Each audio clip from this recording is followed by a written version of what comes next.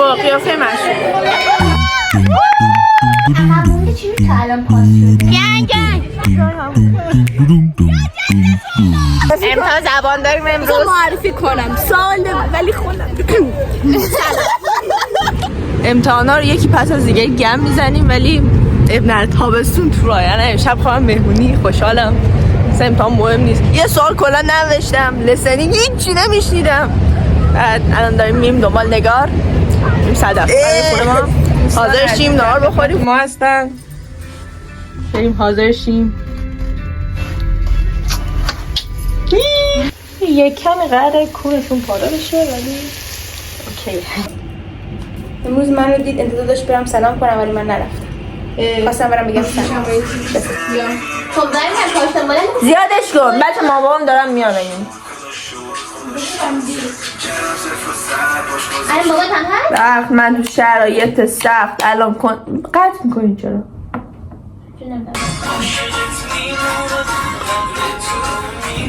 میکاپ رو با این دوتا پیش میبریم. هر وقت خواستی برگرد کام میبینی ردی. وای عاشق این رنگم چقدر خوبه. بنده فینیش شدم بچه ها موندن.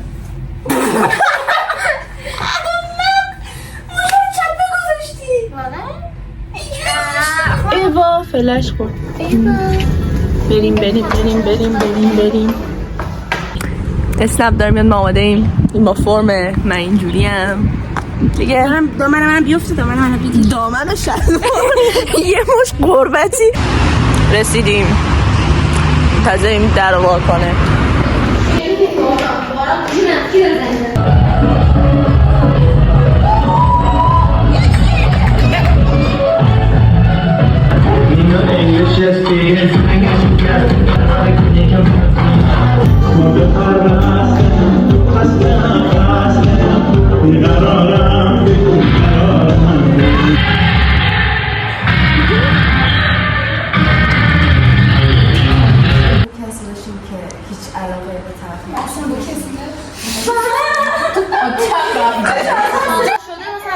در رابطه بشه حالا دوستی یا رابطه که فقط برای اینکه چون یه منفعتی براتون داره بس بخوام سود بجو.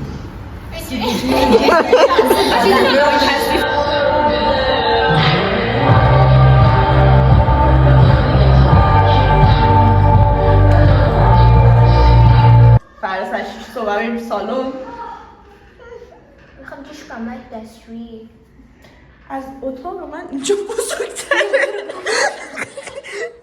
خواب موندیم تایم اولو.